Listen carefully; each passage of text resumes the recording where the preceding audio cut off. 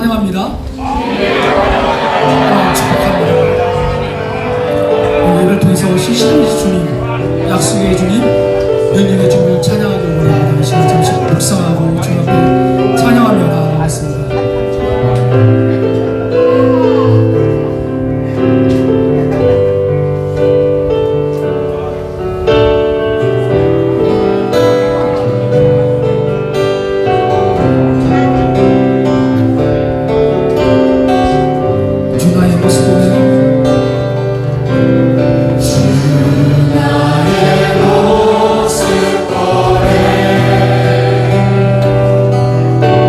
사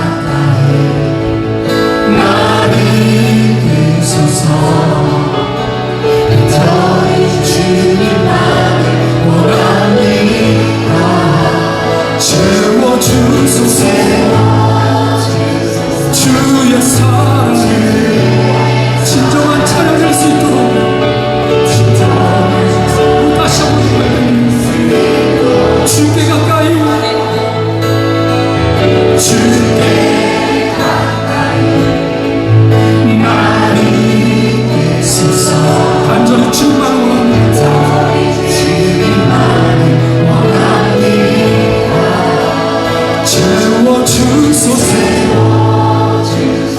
주여 사랑해.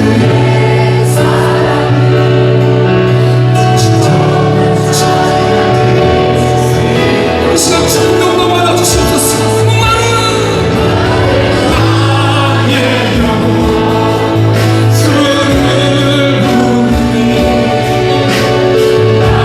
나의 영혼 주를 부르니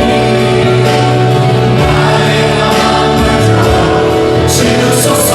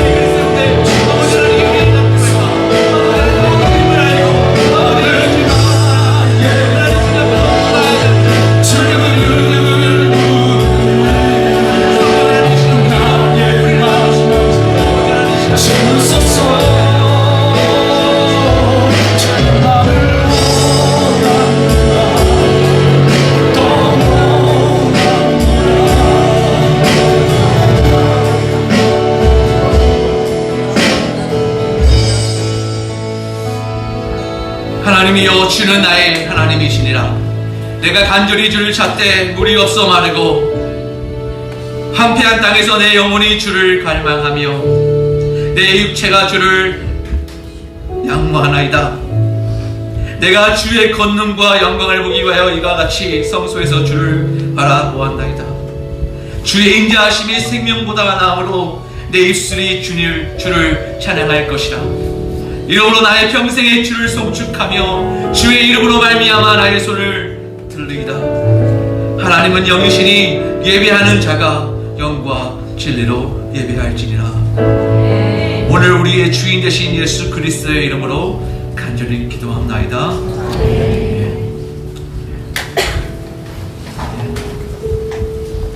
할렐루야. 예배학교에 주일배에 오신 여러분 주님의 이름으로 환영합니다. 우리를 위해 십자가에 죽으시고요 부활하신 그 십자가의 사랑을 경험하시고 또 고백하시며 삶의 변화가 일어나는 귀한 시간 되시기를 간절히 기도합니다. 우리 모두 옆에 분과 이렇게 한번 인사하시기를 원합니다. 저희 예담교회 인사법입니다. 아름다운 당신의 얼굴을 보니 주의 얼굴을 뵌 듯 합니다. 우리 옆에 분들과 이렇게 인사하실게요. 아름다운 당신의 얼굴을 보니 주의 얼굴을 본 듯합니다. 제가 매번마다 말씀드리지만요, 야곱의 이 인사법은요 창세기 33장에 나오는 야곱이 에서를 만날 때 이렇게 인사합니다. 내가 형의 얼굴을 배운즉 하나님의 얼굴을 본 것 같습니다 라고 이야기합니다. 우리의 모습과 우리 얼굴의 표정들 또한 우리 하나님께서 주관하시고 변화시키실 줄을 믿습니다. 예, 오늘 저희 예담교회 또 특별한 순서가 있죠. 매주마다 저희 아이들을 위해서, 저희 자녀들을 위해서 축복하며 기도하는 시간입니다. 우리 자녀들 우리 앞으로 나와주세요. 우리 아이들 모두 다 나와주세요. 이제는 너무나도 익숙하죠. 다 나오셔도 돼요. 다 나오세요.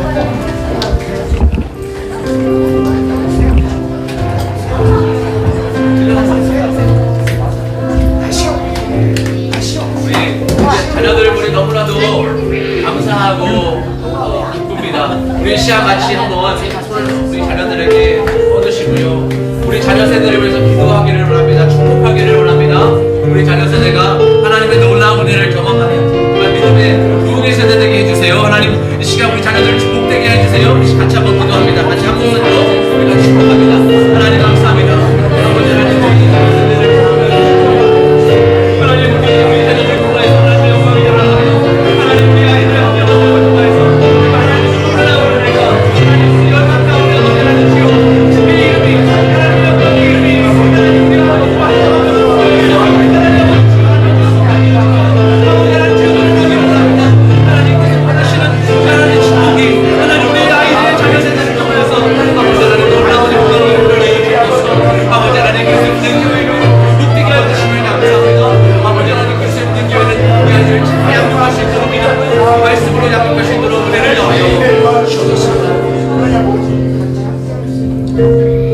내가 너로 큰 민족을 이루고 내게 복을 주어 내 이름을 창대하게 하리니 너는 복이 될지라. 너를 축복하는 자에게는 내가 복을 내리고 너를 저주하는 자에게는 내가 저주하리니 땅의 모든 족속이 너로 말미암아 모든 복을 얻을 것이리라. 사랑의 주님, 우리 자녀들이 평생 동안 주의 은혜와 긍휼 안에 거할 수 있기를 간절히 소원합니다. 인생의 중요한 시험대 앞에서 하나님의 마음에 합한 선택을 하는 아버지 귀한 자녀들로 자라게 하여 주옵소서. 인생의 고난을 마주할 때마다 오직 주님을 의지하는 자녀들 되게 하여 주옵소서. 우리 자녀들이 레바논의 백향목처럼 가치 있는 존재가 되게 하시며 아름답게 다듬은 궁정의 모퉁이돌처럼 하나님의 나라의 든든한 기초로 쓰임받게 하여 주옵소서. 어린 감람나무가 자라나 풍성한 열매를 맺는 것처럼 우리 자녀들을 하나님의 나라의 열매 맺는 일꾼으로 세워 주옵소서. 이 시간 좀 우리 자녀들을 축복하며 예수님의 이름으로 기도드리옵나이다. 네, 우리 자녀들을 크게 박수로 환영하기 원합니다.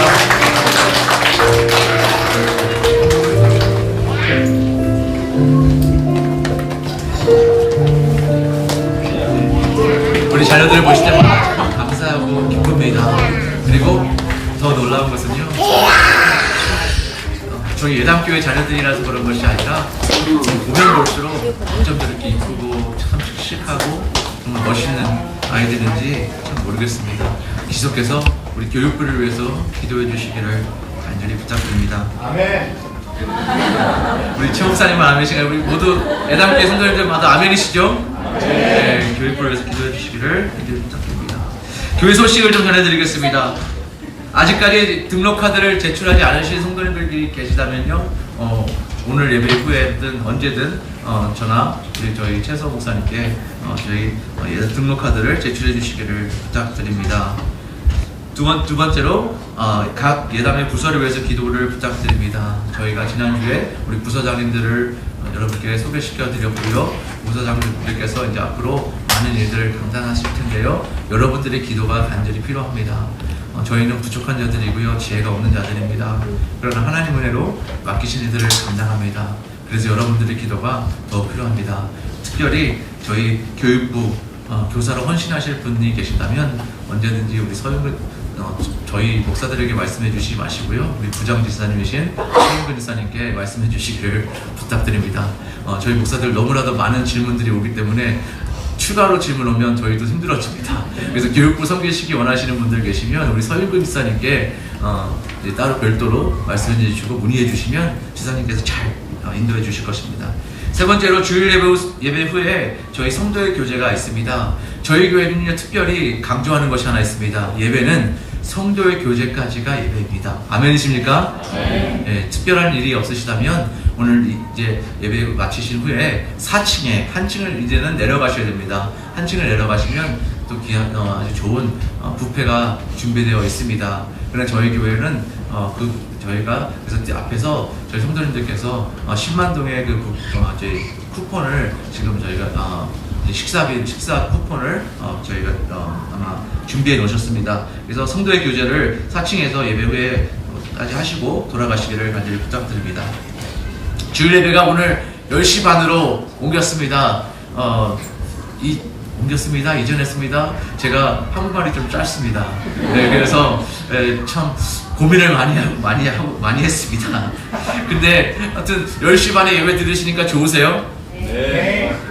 몇 분만 좋으신가요? 아멘이세요? 네. 조금 30분이 뒤로 미뤄진 이유는 저희가 앞으로 저희 많은 계획들을 가지고 30분을 이제 옮겼습니다. 그래서 10시 30분부터 그러나 다음 주부터는요 다시 저희가 또 3층으로 내려갑니다. 그래서 저희가 새빵살이가 좀 이럴 때 서러운 것 같습니다. 그래서 저희 지금 상황에서는 호텔에 여러 가지 상황이 있으면 5층으로 갔다가 3층으로 갔다가 해야 됩니다. 그러나 다음 주부터는 다시 3층으로 가니까요. 우리 성도님들 이제 잘 기록해 두셨다가 다음 주는 다시 3층에서 10시 30분에 뵙겠습니다. 마지막 광고 하나 있는데요. 저희 PPT에는 없지만 저희 카카오톡 채널을 사용 방법에 대해서 잠시 말씀을 드리겠습니다. 여러분들 아마 등록을 하셨으면, 등록 카드 제출하셨으면 저희 카카오톡 채널에 초대를 받으셨을 겁니다. 그리고 그 카카오톡 채널 방의 사용 방법은 다른 것이 아니라 첫째로 교회 소식을 전해드릴 겁니다. 그래서 교회 특별한 공지라든가 이런 내용들이 있으면 그곳을 통해서 들으실 수 있습니다. 두 번째로 개인 기도 제목을 올리셔도 됩니다.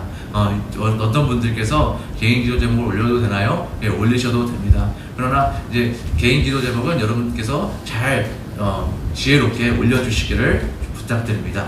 그리고 세 번째는 부서 광고가 부서에서 있는 광고들을 우리 부사장님들께서 그곳에 올려주실 겁니다. 그래서 여러분들께서 카카오톡 채널에 제가 글을 올려도 되나요? 예, 올리셔도 됩니다. 그러나 너무 개인적인 상황들은 여러분들께서 잘 지혜롭게 올려주시기를 부탁드리겠습니다. 그리고 이 내용들은 다시 정리하여서요, 저희 카카오톡 사용 계정에 보시면 저희가 공지하는 광고 칸이 있는데요, 그곳에 제가 다시 한번 정리해서 올려놓겠습니다. 이 시간 하나님께 준비하신 헌물을 드리는 시간을 갖도록 하겠습니다. 우리 하나님께 우리 마음과 삶을 드리는 시간입니다. 우리 같이 사랑하는 나의 아버지 찬양하시면서 우리 준비하신 예배를 드리겠습니다. 사랑하는 나의 아버지 이름 높여드립니다. 이름 높여드립니다.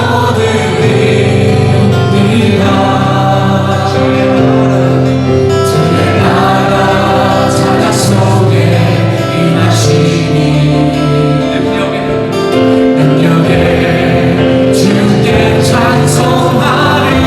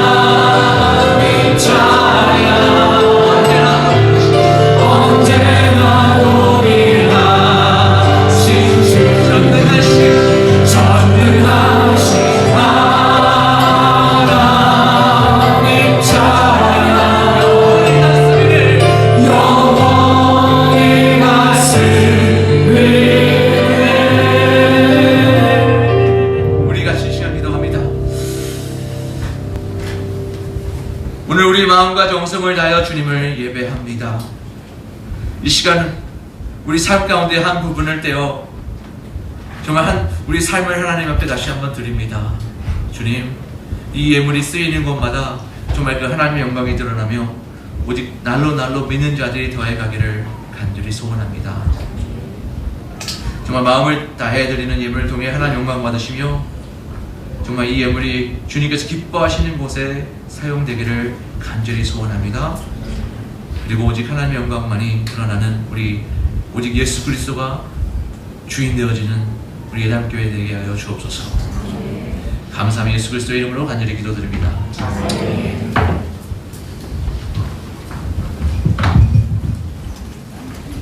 할렐루야. 살아계신 하나님을 찬양합니다. 우리 같이 말씀 보겠습니다. 요한복음 6장 1절에서 15절입니다. 요한복음 6장 1절에서 15절 여러분과 제가 한 절씩 읽도록 하겠습니다. 요한복음 6장 1절에서 15절 요한복음 6장 1절에서 15절 제가 먼저 1절을 읽겠습니다. 그의 예수께서 디베랴의 갈릴리 바다 건너편으로 가시매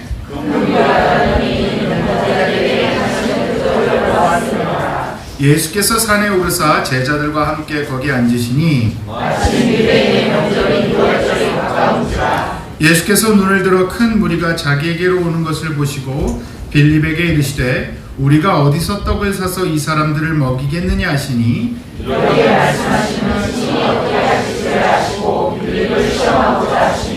빌립이 대답하되 각 사람으로 조금씩 받게 할지라도 200데나리온의 떡이 부족하리이다.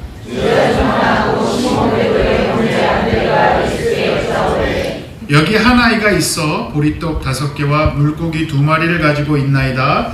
그러나 그것이 이 많은 사람에게 얼마나 되겠사옵나이까. 예수께서 이르시되 이 사람들과 함께 하시니 그곳에 잔디가 많은지라 사람들이 앉으니 수가 5,000명쯤 되더라. 예수께서 떡을 가져 축사하신 후에 앉아있는 자들에게 나눠주시고 물고기도 그렇게 그들의 원대로 주시니라. 그들이 배부른데 예수께서 제자들에게 이르시되 남은 조각을 거두고 얼른 것이 없게 하라 하시므로 이에 거두니 보리떡 5개로 먹고 남은 조각이 12바구니에 찼더라. 그 사람들이 예수께서 행하신 이 표적을 보고 말하되 이는 참으로 세상에 오실 그 선지자라 하더라. 그러므로 예수께서 그들이 와서 자기를 억지로 붙들어 임금으로 삼으려는 줄 아시고 다시 혼자 산으로 떠나 가시니라. 아멘. 오늘 여러분 아마 많은 분들이 잘 아시는 말씀일 겁니다. 이 말씀인데 중요한 게 있습니다. 여러분 상상력을 총동원하셔야 됩니다.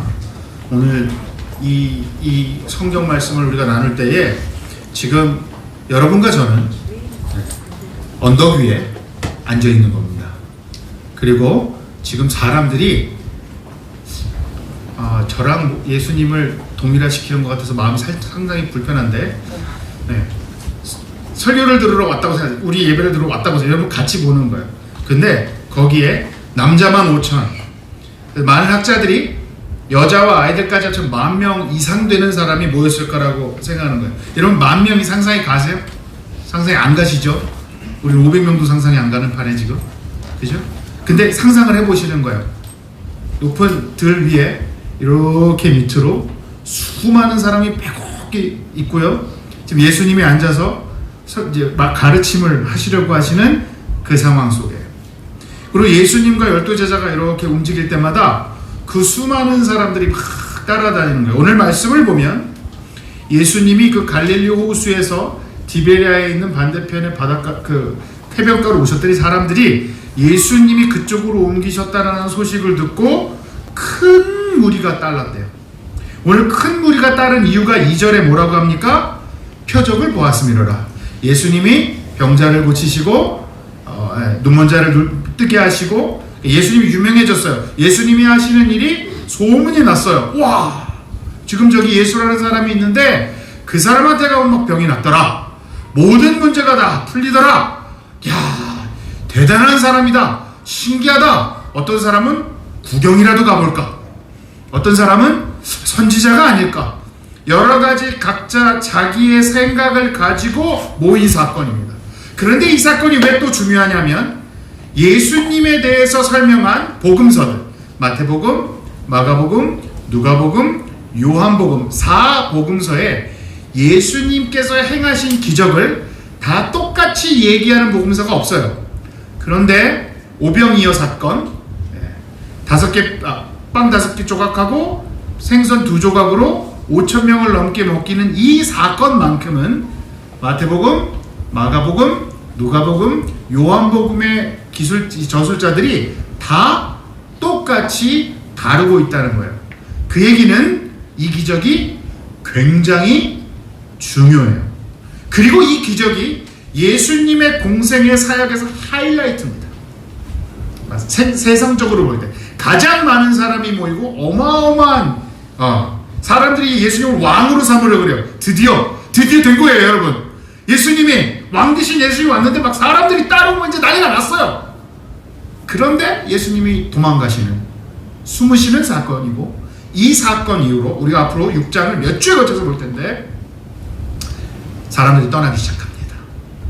사역의 정점을, 우리가 볼 땐 사역의 정점을 찍었는데 이 정점을 찍은 순간부터 올라간 것은 언제나 내려오게 돼 있다는 것 같이, 그러면서 예수님의 순환이 적극적으로 시작되는 것이 이 사건입니다.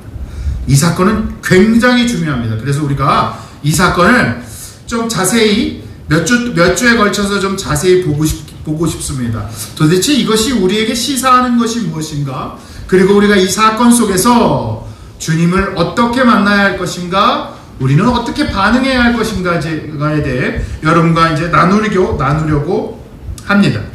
자, 여러분 지금 때는요, 6월절이 4절에 보면 마침 유대인의 명절인 6월절이 가까운지라. 6월절은 출애굽의 구원을 기념하고 자유를 얻었고 하나님께서 당신의 백성을 구원하셔서 자유를 허락하신 놀라운 구절이죠.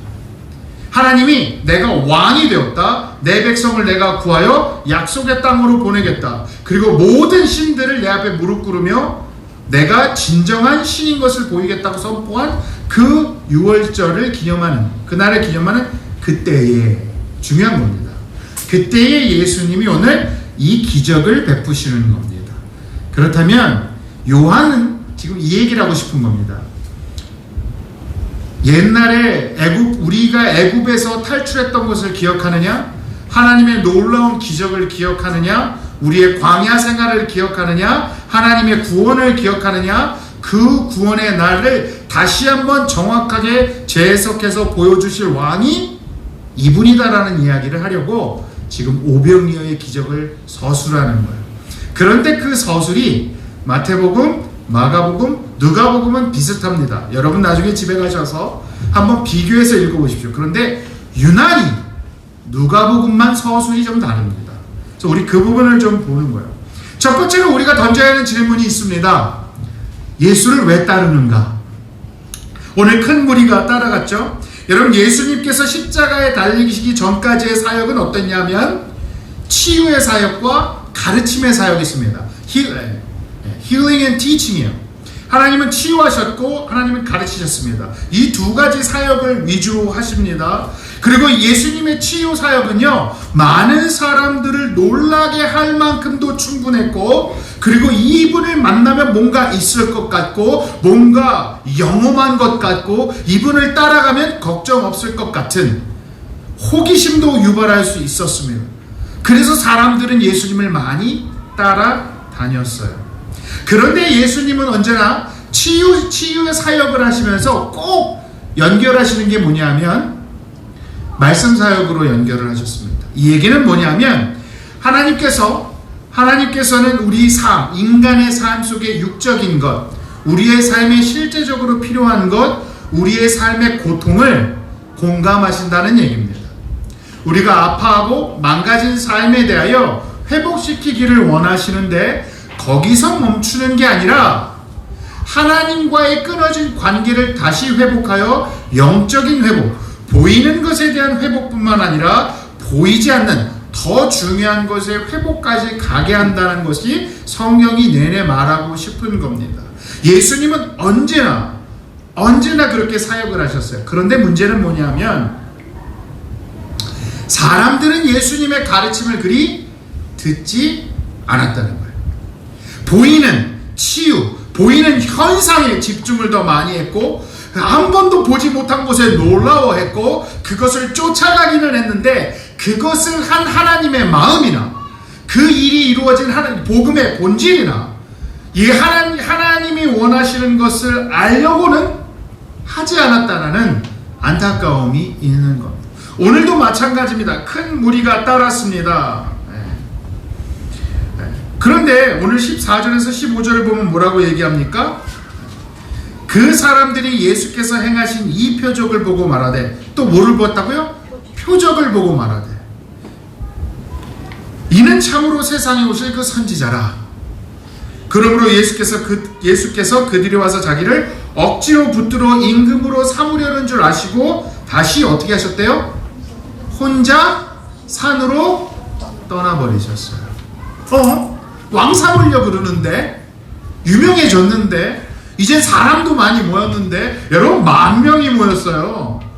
그 정도면 힘이 엄청난 거죠. 여러분 우리 교인이 10,000명 됐다고 생각해 보세요. 할렐루야. 끔찍하네요. 그렇게 되지 않기를 심히 기도합니다. 난 여러분들의 이름을 알고 싶어요.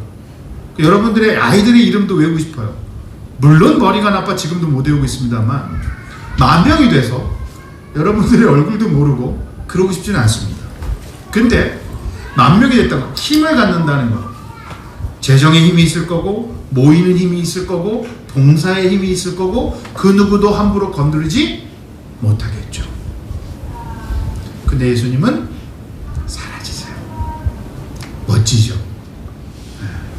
정말 멋지세요? 여러분 대답 잘하세요. 이게 여러분들 삶이에요. 지금 이게 예수님 삶이라서. 우리가 크리스찬들은요, 힘을 가질 때 힘을 사용하면 안 되는 게 크리스찬이에요. 나를 위해. 크리스찬들은요, 뭔가 쥐었다고 생각할 때, 능력이 있었다고 생각할 때 그것에 대해 자랑할 수 없는 사람들이라고요. 오히려 놔야 해요. 그게 얼마나 억울한지 아세요? 여러분 대답 잘 하셔야 돼요. 아멘? 정말 조심하고 계시네요. 할렐루야.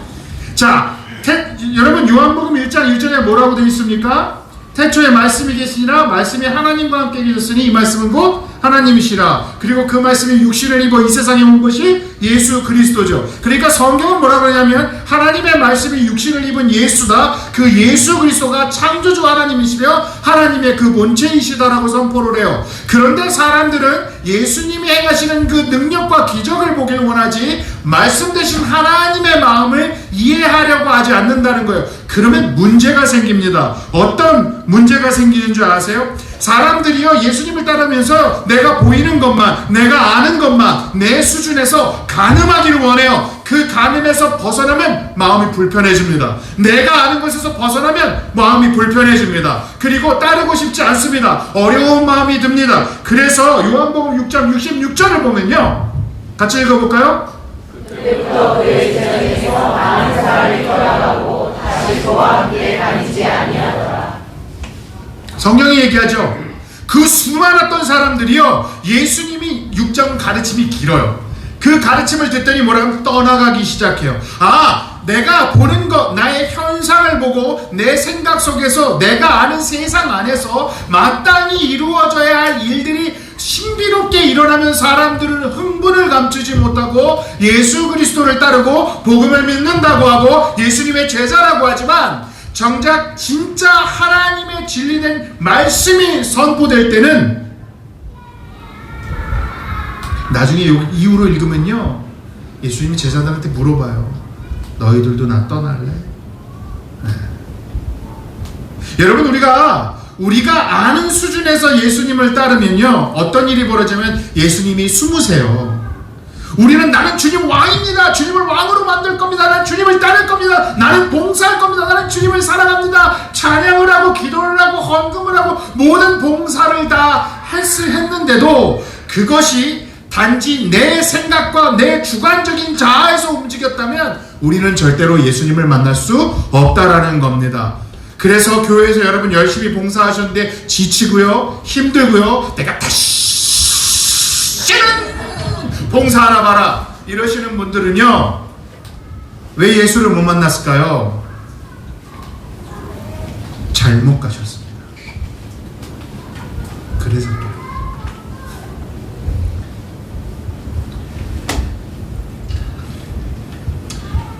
주님의 말씀이 무엇인지, 하나님 아버지의 마음이 무엇인지 우리가 완벽하게는 알 수 없습니다. 저도 마찬가지고.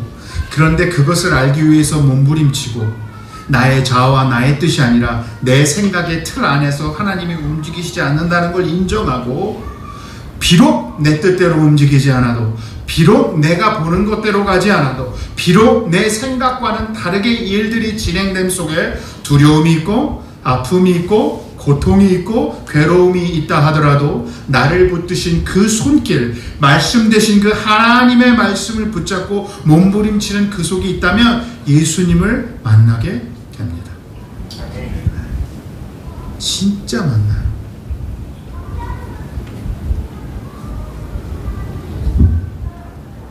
난 여러분이 다른 건 몰라도 예수님을 깊이 만나셨으면 좋겠어요. 마치 우리 아까 인사한 것처럼 아름다운 당신을 보니 하나님의 얼굴을 뵙는 것 같습니다라는 그 고백이 기도하는 가운데, 말씀을 읽는 가운데, 봉사하는 가운데, 삶을 살아가는데 그 일이 벌어지기를 축복합니다. 네. 여러분, 할렐루야. 너무 흥분하면 안 되니까 넘어가죠. 사람들은요, 정치적 자유나 경제적인 풍요나 사회적 자유를 얻으려고 예수를 찾았습니다. 그의 능력을 받습니다. 그의 힘을 받습니다. 그러나 진리를 보지 못했습니다. 그 진리를 따르기를 원하지 않았습니다. 그 진리를 이해하고 싶어 하지 않았습니다.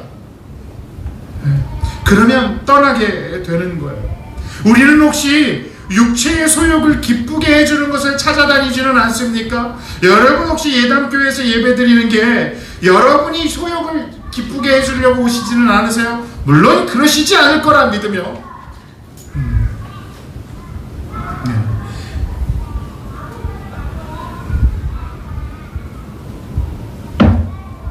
네, 말씀이 여기 있습니다. 디모데후서 4장 2절에서 4절을 보면요, 없는데요, 제가 읽어드릴게요. 너는 말씀을 전파하라. 때를 얻든지 못 얻든지 항상 힘쓰라.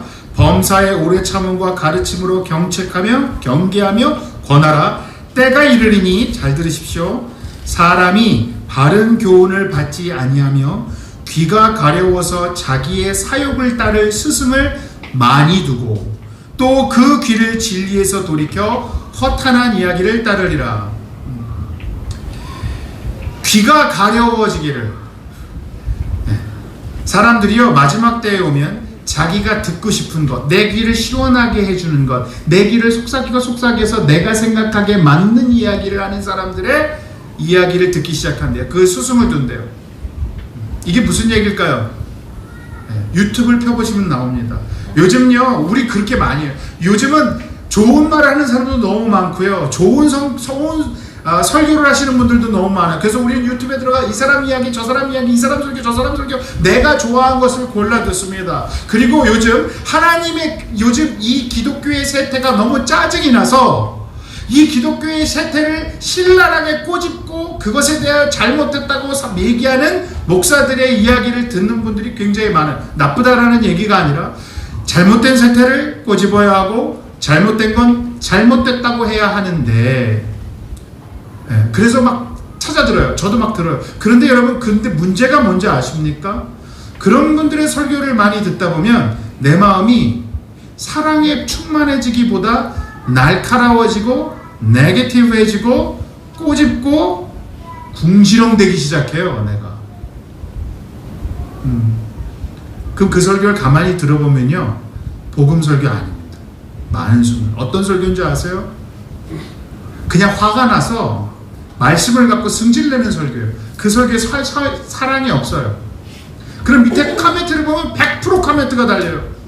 이 시대의 진정한 목사님, 계속하여 설교를 하여 주옵소서. 이런 설교를 우리는 계속 들어야 합니다. 굉장히 불편합니다. 아니요, 그런 설교를 들으실 게 아니라요, 성경책을 펴십시오. 주님의 말씀을 읽으십시오. 주님의 말씀을 묵상하십시오. 그리고 이 세대 안에서 이 말씀이 어떻게 움직여야 하는지에 고민을 해야지, 누군가가 해석해 놓은 것으로 흥분하지 마십시오. 제 얘기입니다. 안 목사님이나 저나 약간 희한한 해석을 얘기하고 기존 교회랑은 좀 다른 설교를 할 때가 많죠. 때로는 그 설교가 책망하는 설교 같고, 틀렸다고 말하고 하는 설교와 같을 수 있습니다. 혹시 그것이 여러분의 귀를 간지럽혀서 오신다면 여러분 틀렸습니다. 여러분, 우리가 설교를 할 때 안 목사님이나 저나 똑같습니다. 설교를 할 때 여러분 집에 가서 그 설교문을 다시 피시고, 저희 녹음했잖아요. 진지하게 고민하고 읽어보십시오. 목사의 이야기가 아니라 말씀이 그러한지, 진리가 그러한지 고민해 보십시오. 그리고 우리의 설교가 그것과 맞지 않는다면 여러분 우리한테 질문하셔야 합니다. 목사님, 이런 부분에 대해서 설명이 좀 더 필요합니다. 무슨 뜻으로 하셨는지 고민됩니다. 라고 여러분 질문하셔야 돼요. 근데 아직 질문을 못 받았어요. 둘 중에 하나죠. 저희가 설교를 어마어마하게 잘했구나. 할렐루야. 여러분, 우리는 예수님을 왜 따라가고 있습니까? 내 삶에 내 어려움을 해결해 주시는 분이라 따라다니세요? 아니면 진짜 내 생명이기 때문에 따라다니세요? 나를 위해 십자가에 달리시고 죽으시고 부활하신 그 하나님의 놀라운 사랑이 나의 영혼을 흔들기 때문에, 비록 근거는 없어도, 비록 내가 가진 거 없고 내가 원하는 일이 제대로 되지 않아도, 비록 그렇다 하여도 지금 내 삶의 고통과 회한과 정말 뭐 되는 일이 하나도 없는데, 그럼에도 불구하고 하나님의 사랑이 나를 붙들기 때문에 따라오십니까? 아니라면 여러분 다시 한번 마음을 돌아보십시오. 그리고 다시 한번 기도하십시오. 하나님의 복음을 다시 한번 이해할 수 있게 하옵소서. 내가 하나님과 사랑에 빠지게 하옵소서. 여러분, 옛날에 우리 그런 적 있잖아요. 20대 때, 10대 때 사랑에 빠져갖고 눈이 멀었던 적 기억나시죠? 안 나세요? 눈에 콩코풀 씌워갖고 막 이 사람 아니면 나는 죽어요, 막 돈 없어도 돼요, 막 그래 모든 사람을 막 부담스럽게 하셨던 사건이 기억 안 나세요? 사랑에 빠지면 어떻게 돼요?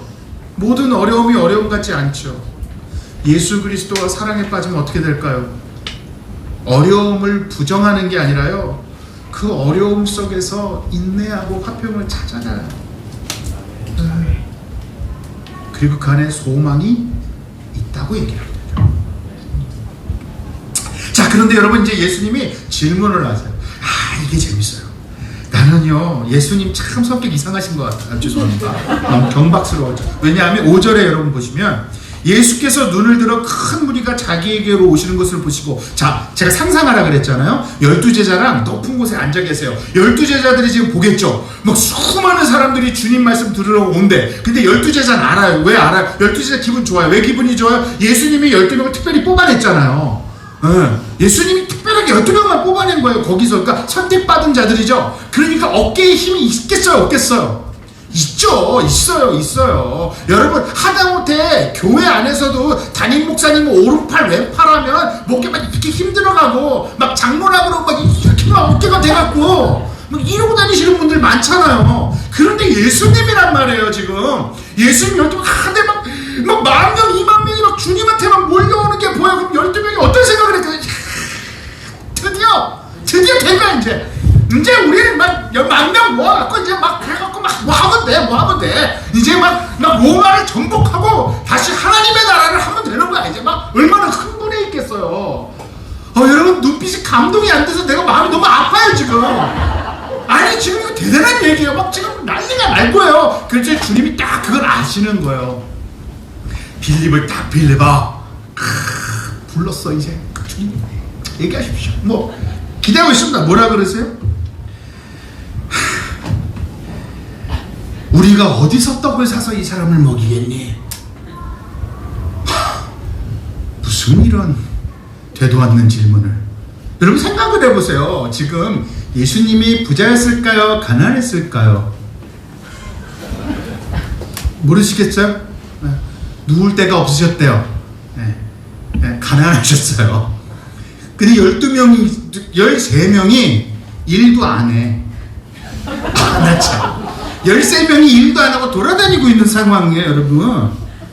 생판 거지꼴을 하고 다녔을 거예요. 내가 볼 땐 13명이. 그죠?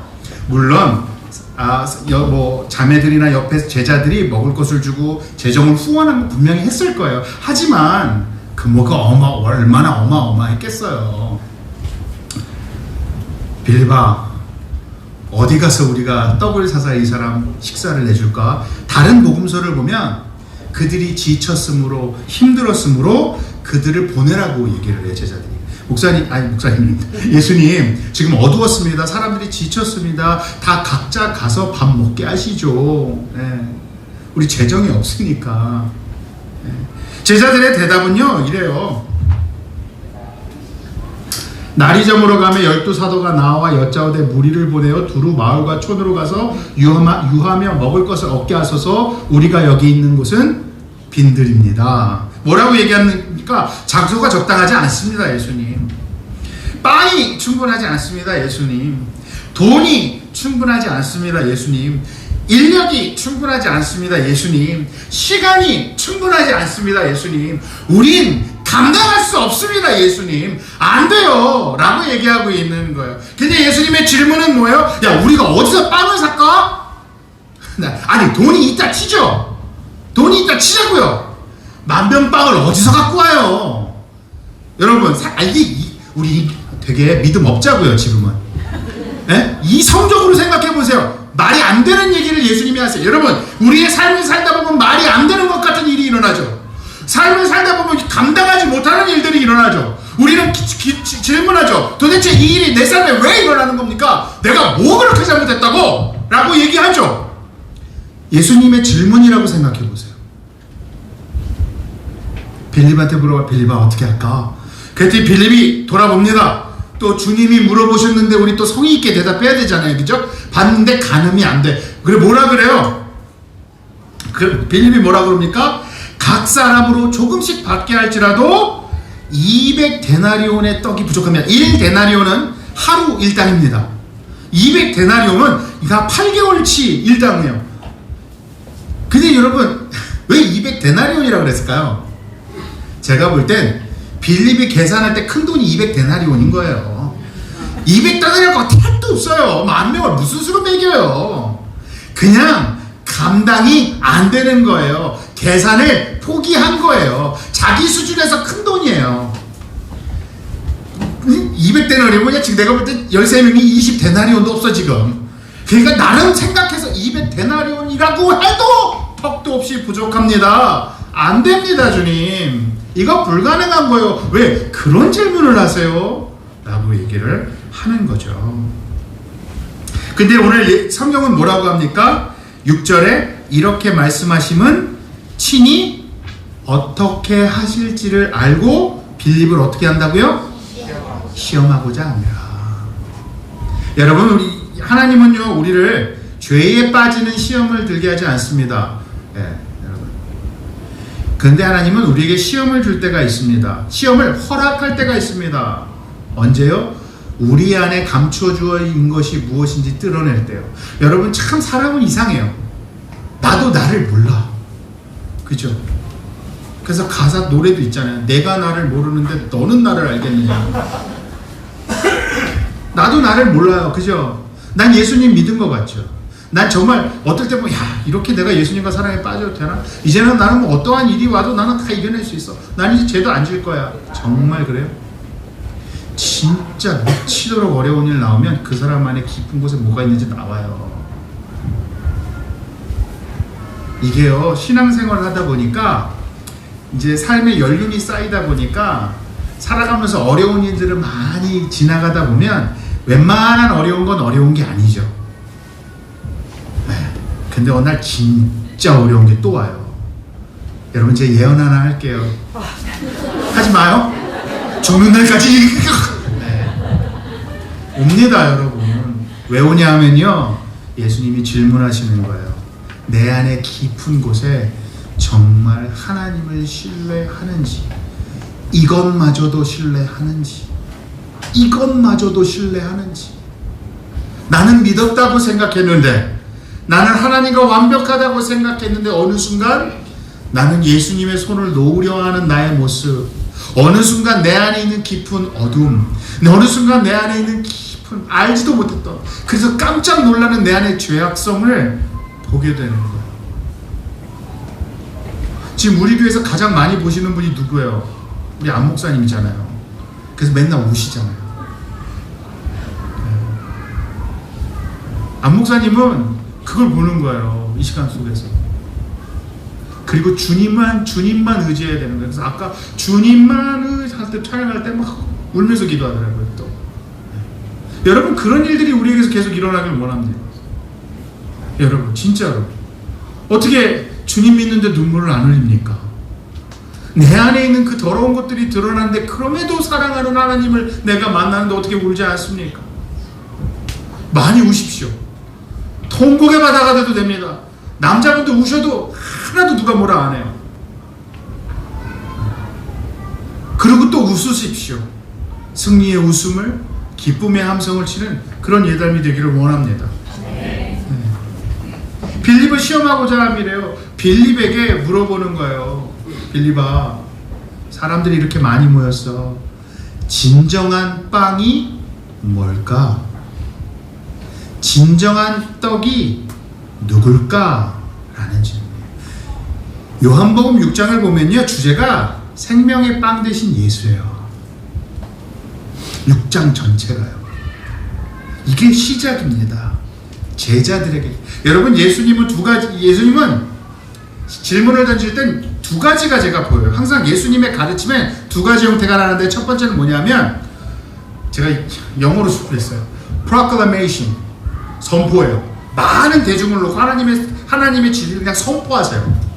그리고 또 하나는 그 선포함 과정 중에서 당신이 부른 12제자에게 penetration, 뭐냐면 침투하다. 그 말씀을 해석하시면서요, 그 상황들은 12제자에게 차근차근 설명하시고 진리를 가르치세요. 그러니까 회중에게 하는 것과 당신이 뽑아놓은 12명과는 조금 달라요. 그 얘기는 뭐냐면요, 헌신의 차이예요. 하나님 앞에 얼마나 헌신하느냐에 따라 하나님께서 보여주시는 게 다르다고요. 하나님을 얼마나 추구하는지에 따라 진리의 깊이가 달라져요. 여러분, 성경을 자꾸 읽어보시면 항상 새로워요. 항상 새로운 게 나오는데 점점 더 깊어지게 됩니다. 오늘 12제자에게 지금 그 얘기를 하는 거예요. 지금 예수님은 12제자에게 하나님 나라의 비밀을 가르쳐주고 싶은 거예요. 우리에게 진정으로 필요한 것은 육신의 빵이 아니라 영적인 빵이라는 거예요. 그런데 하나님께서 육신의 빵을 업신여기지 않으세요. 육신의 빵을 제공하실 겁니다. 왜냐하면 그 육신의 빵이 있어야 영적인 것을 추구할 수 있기 때문이에요. 그러나 육신에서 끝나는 것이 아니라 그것이 언제나 영적인 것으로 연결하기 위하여 예수님은 계속해서 설명하고 있으시다고요. 여러분, 요한복음 4장에 사마리아 여인을 만났습니다. 우물가에서 그 여인에게 뭐라 그랬죠? 물을 달라. 육신의 갈증을 채울 수 있는 물을 달라고 하다가 그 다음에 어떻게 흘러갑니까? 너의 영적인 것을 채워줄 생명의 물이 나다라고 이끌어 가시죠. 오늘도 똑같습니다. 지금 배고프구나. 빵을 먹어야 하는데 그 빵을 누가 줄까? 내가 줄 건데, 그 이유는 뭐냐면 그 영혼의 배고픔을 채우기 위해서 내가 왔다. 하나님의 능력으로 보이셨던 것처럼, 이스라엘 백성들에게 광야에서 만나를 내려주셨던 것처럼, 예수 그리스도께서 다시 나타나 이젠 모든 백성에게 광야의 만나처럼 생명의 빵을 허락하실 텐데, 그것으로 우리는 부족하지 않으리라 라고 오늘 제자들에게 설명을 하는 거예요. 근데 제자들은 장소가 없고요, 인력이 없고요, 시간이 안 되고요, 아무리 계산을 해도 제 생각에서, 제 계산에선 벗어났습니다 라고 하는 거예요. 그랬더니 더 재밌는 건 뭐냐면, 제자 중 하나 곧 시몬 베드로의 형제 안드레가 예수께 여짜오되 여기 한 아이가 있어 보리떡 5개와 물고기 2마리. 여러분 물고기 2마리도요 이 단어의 뜻을 보면 한 마리 2마리가 아니라 2조각이란 뜻이래요. 그러니까 애한테 애가 먹을 만큼 도시락을 싸준 거죠. 그걸 뺏어 먹네 또. 여러분 제가 이 생각을 하면서 정말 애가 헌신했을까? 여러분 이런 설교했을 거예요. 그래서 우리는 모두 헌신을 해야 합니다. 그래서 헌금 많이 하세요. 그러면 뭐 오병이어의 기적이 일어납니다라는 분명히 설교 들어보셨을 거예요. 예. 나쁘다는 게 아니라 정말 그랬을까라는 질문을 던졌어요. 하나님 다른 성경 구절을 보면 먹을 것이 없어요 지금 다. 그냥 나름 먹을 걸 찾은 거예요. 근데 애가 바구니 하나 들고 있는 거예요. 근데 어른이 먹기도 부족한 양이에요. 그 양을 또 안드레가 걔 손을 잡고 온다 또. 우리 같은 참 뺏어 먹을 게 없어. 애 걸 가져오냐. 근데 자기도 한심했나 봐. 뭐라 그래요? 그러나 이만 사람에게 이게 얼마나 되겠습니까? 자기도 알아요. 아니 뭐 주님이 뭐 음식이라도 찾아오래서 애들을 먹이라 그래갖고 뭐 자꾸 찾았는데 우리도 음식 없고요. 그나마 찾았는데 애가 요거 보리떡 5개랑 생선 2마리 있어요. 그럼 뭐 이거 갖고 뭐 하겠어요? 그럼 애는 어떻게 생각했을까요? 난 애 마음이 굉장히 궁금해요. 끌려오긴 했는데 지금 뺏어가려고 그러는 거 왜 이러시지 이 아저씨들이? 이랬을까? 아니면 아이의 마음에 순수한 마음으로 주님이라도 드세요 라고 했을까? 모르겠어요. 근데 중요한 건 뭐냐면 핵심은 뭐냐면 예수님은 그것을 사용하셨다라는 거예요. 없었어요. 있는 게 그만큼이에요. 여러분 우리가 살면서요 내 능력이 너무 부족하다고 느낄 때가 오죠. 꼭 한 번은 옵니다. 아 이거 내 능력으로 너무 힘들어. 왜 내 능력 밖의 일들이 일어나지? 그리고 저같이 자아가 낮으신 분들은 저는 낮았었고요. 지금 너무 높아서 큰일이에요. 자존감이 전 너무 낮아서 전 정말 너무너무 슬펐어요. 할 줄 아는 게 아무것도 없는 거예요. 할 줄 아는 건 얼굴 표정 짓고 막 내가 크게 까보는 거. 코미디언 되라 그랬어요 맨날. 할 줄 아는 게 아무 운동도 못해, 공부도 못해, 똑똑하지도 않아, 애가 옛날 멍해. 뭐 하여튼 뭐 사람들이 보기에 흠모할 만한 게 하나도 없는 거예요. 먹는 거 하나 잘했구나.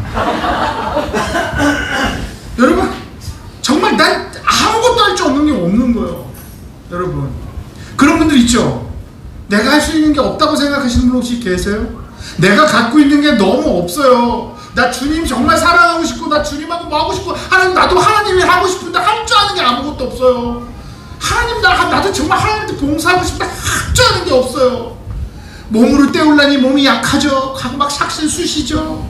뭐 좀 가르치려고 할 때 아는 게 너무 우습죠. 막 이러면서 속상해 하시는 분 계시죠. 세상 살면서 능력이 부족해서 속상하신 분 분명히 계실 거예요. 그죠? 근데 오늘 예수님 뭐라 그래요? 오늘 사건은 있는 거 쓰신다고요. 아무리 약해 보여도 그것이 주님의 손에 가면 강해진다니까요. 기적이 일어난다니까요. 그래서 여러분 내가 갖고 있는 것이 너무 작다고 하찮게 여기지 마십시오. 다른 사람이 갖고 있는 것이 작다고 하찮게 여기지 마십시오. 여러분 자녀들을 봤는데 자녀가 공부도 못하고 얘를 어떡하면 좋아라고 생각하시는 자녀 있으세요? 그게 저예요. 그 못난 자녀가요 앞으로 30년 있다가 누군가 앞에서 이렇게 얘기하는 사람이 될 수도 있다고요. 주님 뜻에 의하면. 여러분이 생각하기에 내 자녀가 못할 것 같죠? 근데 그 자녀가요 20년은 5,000명을 먹이는 사람이 될 수도 있다고요. 왜 우리가 하찮다고 얘기합니까? 왜 우리가 우리 스스로 하나님이 만들어주신 것, 하나님이 창조하신 것에 대해서 감사함으로 인정하며 살려고 하지 않고 왜 없는 것에만 집중합니까? 왜 있는 것을 찾지 못합니까? 주신 게 얼마나 많은데, 주신 게 얼마나 많은데요. 네, 주신 게 뭔지 찾아보십시오. 그리고 그것을 사용하실 수 있다면 하나님께 드리겠다고 얘기해 보십시오. 여러분 천국의 비밀이 뭔지 아십니까? 또 비유를 이르되 천국은 마치 사람이 자기 밭에 갖다 심은 겨자씨 하나 같으니, 겨자씨는 눈에 보이지도 않습니다. 이 모든 씨앗이 작은 것이로 돼 자란 후에는 풀보다 커서 나무가 되매 공중의 새들이 와서 그 가지에 깃들이니라. 여러분, 겨자 나무는 없습니다. 겨자 씨를 심으면요 최고로 자라봐야 요만한 붓이 하나예요. 근데 왜 이런 표현을 썼을까요? 나무가 돼서 새가 와서 쉰다고요. 인간으로 할 수 있는 부분이 아니라고요. 우리가 생각하는 그 박스에서 벗어날 수 있다고요. 천국의 진리 중 하나는요, 아무리 작은 것이라도 주님이 붙드시면 그것으로 인하여 하나님은 많은 사람의 생명을 살릴 수 있다고요. 오늘 아이가 가져온 보리떡 5개와 생선 조각 2마리로 10,000명이 먹을 수 있는 사건이 일어날 수 있다고요. 하나님 손에 들어가면, 주님께서 원하시면, 주님이 역사하시면, 주님이 약속하시면, 주님이 가르치셨으면, 주님이 말씀하시면 된다고요. 믿으십니까? 그래서 주님 안에서는 하찮은 것이 없습니다.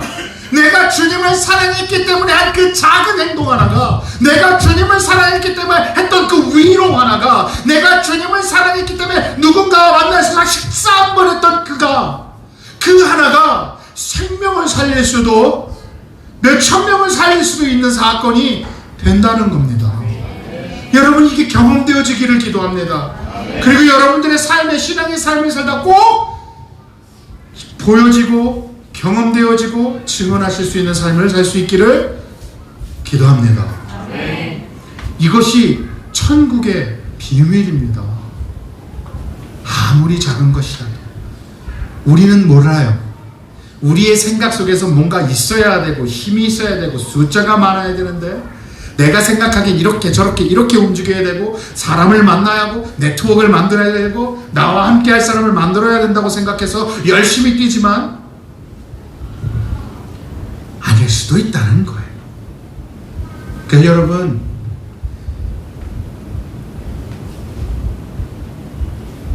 너무 노력하지 마세요. 안 되는 건 안 되는 거예요.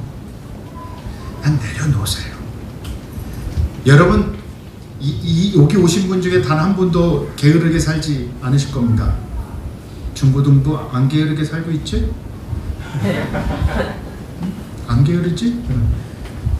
열심히 사시죠. 어마어마한 노력하죠. 많이 고민하시고 많이 기도하시는 걸로 알고 있어요. 그런데도 안 되는 게 있죠. 그래서 너무 괴롭죠. 주님한테 맡기십시오. 안 되는 건 안 돼요. 그런데 주님이 역사하실 그 비밀스럽고 놀라운 것에 소망을 드시고 조금만 더 견디십시오. 현상을 바라고 고대하고 따라가는 게 아니라 생명 되신 말씀 되신 그 예수 그리스도께서 나의 주인 되신 것을 붙드시다 살아가시다 보면 참 놀랍게 일이 움직여지고 일어나는 게 보일 거예요. 여러분이 그걸 다 좋아할 거라고 개런티하진 않아요.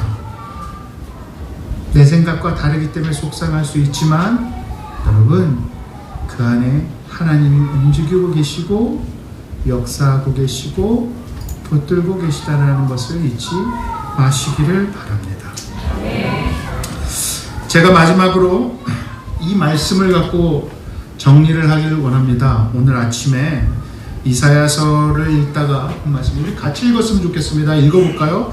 여호와께서 또 아하스에게 말씀하여 주시되 너는 내 하나님 여호와께 한 징조를 구하되 이불에서든지 높은데서든지 구하시니 아하스가 이르되 나는 구하지 아니하겠나이다. 나는 여호와를 시험하지 아니하겠나이다. 이사야가 이르되 다윗의 집이여 원하건대 들을지어다. 너희가 사람을 괴롭히고서 그것을 작은 일로 여겨 또 나의 하나님을 부르며. 유다 왕 아하스가 전쟁에 나갈 때 하나님을 믿지 않고 두려움에 떨어서 인간적인 방법을 쓰려고 해요. 자꾸 인간적인 방법을 쓰려고 하고, 하나님은 이사야를 보내서 예언하심으로 위로하세요, 내가 너를 지키겠다고. 그런데도 말을 안 들어요. 그래서 파격적인 제안을 하세요. 하나님이 뭐라 그러세요? 너가 한 징조를 구하되 깊은 데에서든지 높은 데에서 구하라. 무슨 얘기냐면, 너 그렇게 못 믿겠니? 보여줄게. 하나만 구해봐. 네가 뭘 구하든 내가 보여줄게. 내가 하나님인 거 보여줄게라고 파격적인 제안을 하는, 시험해보라 그러는 거예요. 여러분, 성경에서 하나님을 시험해보라는 건 딱 두 군데입니다. 이사야서 7장하고요, 말라기서입니다. 하나님이 얼죽답답하면 아하스가 너무 못 믿으니까 너 나 시험해봐, 어떤 징조든 얘기해, 내가 해줄게 라고 하는 거예요. 그랬더니 아하스가 뭐라 그래요? 나는 여호와를 시험하지 않겠나이다. 되게 영적이죠? 아니에요. 지금 하나님한테 뭐라 그런 건지 알아요? 상관하지 말라고 얘기한 거예요. 가장한 거예요. 영적인 언어로 가장해서 나는 나의 여호와 하나님을 시험하지 않겠나이다 라는 얘기는, 분명히 자기 속에서 못 믿잖아요. 정치적인 거 내가 알아서 할 테니까 제발 정치적인 것에 하나님 빠져주세요 라고 한 얘기예요. 하나님의 징조를, 하나님의 사인, 하나님의 능력, 내가 보이는 것만 보고 따라다니는 그 모습이나, 혹은 경건을 가장하면서 하나님께 순종하지 않고 내 자아를 하는 모습이나, 다 하나님을 어떻게 하냐 그러면 오늘 뭐라 그럽니까? 또 나의 하나님을 괴롭게 하느냐. 저는 오늘 이 말씀이 너무 충격이었어요. 하나님이 괴로우시다라는 거 아세요? 우리를 살리기 위해서 당신의 독생자 예수 그리스도, 아니 당신의 모든 걸 다 바쳐서 십자가에 처참하게 죽으신 그분이 우리를 살리시려고, 왜 그랬냐 그랬더니 괴로워서요. 하나님을 따라가지 않는 우리의 자아 때문에, 하나님을 주인으로 섬기지 않으려고 몸부림치는 우리의 자아 때문에, 그 모든 불순종의 하나님을 어떻게 한다고요? 괴롭게 한다고. 오늘 우리의 사건, 사람들은 고통 때문에, 아픔 때문에 주님 앞에 나옵니다. 보여지는 것을 해결해 달라고 얘기합니다. 해결해 줬더니 떠납니다. 하나님의 마음은 알 바 아니라고 얘기합니다. 나의 마음이 더 중요하다고 얘기해요. 하나님이 괴로운 건 알 바 아니라고 그래요. 하나님이니까 괜찮잖아요. 제가 괴로워요. 지금 내가 죽겠어요. 나 좀 살려주세요. 그것마저도 들어주시고 그것마저도 치료하시는 게 우리 하나님이세요. 그런데 그 모든 과정 중에서 누구도 아프시다고요? 하나님도 아프시다고요. 우리가 하나님을 아프게 할 수 있다는 걸 아십니까? 여러분, 혹시 우리는 지금 하나님을 아프게 하고 있지는 않습니까? 혹시 이 예배 자리가 하나님을 아프게 하지는 않습니까? 이 예배 자리에 나와 하나님을 찬양하고 하나님을 기뻐하고 하나님을 인정하는 것이 아니라 내가 듣기 원하는 찬양, 내가 듣기 원하는 말씀, 내가 듣기 원하는 그 마음이 아닙니까? 혹시 그렇다면 우리는 돌아서야 하고 회개해야 합니다. 그리고 다시 여호와께로 돌아와야 합니다. 하나님의 마음을 붙들어야 합니다. 아까 앉아서 그 기도를 했으면 하나님의 고통이 내 고통이 되게 해주십시오. 그러다가 취소했어요. 감당이 안 될 것 같아요. 하나님, 그건 감당이 안 될 것을 잠깐 멈추겠습니다. 근데 하나님, 혹시라도 가시면 제가 주님 앞에 순종함으로, 제 주장이 아니라 제 자아가 아니라 순종함으로 주님을 따르게 하시고 하나님의 마음을 조금이라도 이해할 수 있는 그거라도 허락하신다면 좋겠습니다. 여러분, 그게 예담의 기도기를 원합니다. 우리 어렵고 힘들고 괴롭습니다. 네, 알아요. 시국이 다 그래요. 그렇지만 우리 소망 되신 예수를 놓지 않기를 원합니다. 그 안에서 우리 주님이 우리한테 질문한다고 생각하면 안 될까요? 서우야, 너 어떻게 생각하냐? 지금 예담교회는 어떻게 가야 될 것 같냐? 여러분들, 너의 사업은 어떻게 가야 될 것 같냐? 내가 널 어떻게 구해줄 것 같니? 너 나 믿니? 너 나 믿니? 내가 가는 대로 갈 거니? 너 속에 정말 내가 있니? 라는 그 질문을 한번 받아보면 어떻겠습니까? 우리 이 시간에 잠깐 기도하기를 원합니다. 우리 기도하실 때에요, 여러분 잠시 눈을 감고 한번 고민해 보십시오. 나는 하나님의 마음을 알기 위해서 지금 이 자리에 있는가? 그 하나님의 마음이 나의 마음이 되기를 기도하고 있는가? 그리고 혹시 여기 여러 가지 일로 고통스럽고 고민스러우신 분들 있으면 손을 가슴에 얹어도 좋고 기도하시기 바랍니다. 하나님, 나 고통스럽습니다. 이 부분 하나님, 나 이걸 해결해 주시기를 정말 간구합니다. 하나님, 근데 이 해결하는 이 모든 과정이 주님을 알아가는 과정이기를 원합니다. 아니라 그 해결 속에서 주님을 더 깊게 만나기를 원합니다. 아버지의 마음을 나에게 보여주시옵소서. 하나님의 뜻이 내 삶에 이루어 주옵소서. 우리 잠시 기도하는 시간을 갖도록 하겠습니다.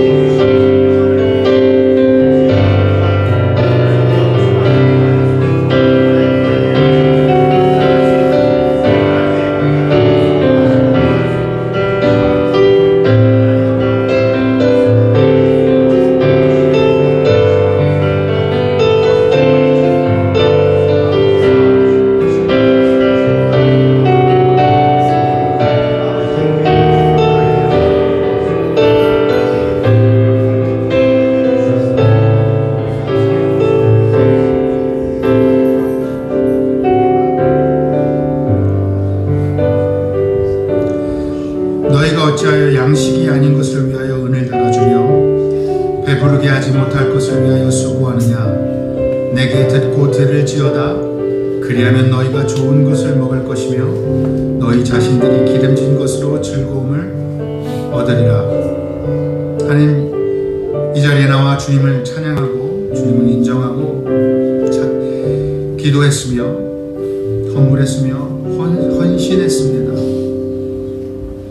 하나님, 우리가 세상에 살면서 수많은 어려움들, 그리고 내 생각, 내가 가늠할 수 없는 일들을 만날 때가 참 많습니다. 그리고 많은 우리 성도가 정말 가늠이 되지 않고 감당이 되지 않는 어려움에 힘들어하고 있는 성도들 참 많습니다. 그러나 하나님, 이것이 오늘 말씀하셨던 것처럼 우리를 테스트하기 위하여, 우리 안에 무엇이 있는지를 우리가 알게 하기 위하여 주님께서 우리에게 질문하시는 것으로 받아들일 수 있게 허락하옵시고, 우리의 대답이 주님을 원합니다, 문제의 해결에서 그치는 것이 아니라 그 모든 과정 속에서 주님을 더욱더 깊이 만나길 원합니다라고 선포하며 나아갈 수 있기를 원합니다. 우리의 혹시 순종하지 못하는 마음이 있다면, 혹시 우리의 두려움이 너무 커서 주님을 볼 수 없는 마음이 있다면, 하나님 그 마음들을 위로하시고 붙잡아 주시지 않으시겠습니까? 하나님, 문제 해결해 주십시오. 하나님, 근데 그 해결 속에서 주님을 더 깊게 만나게 허락하옵소서. 하나님의 뜻이 이루어지시기를 기도합니다.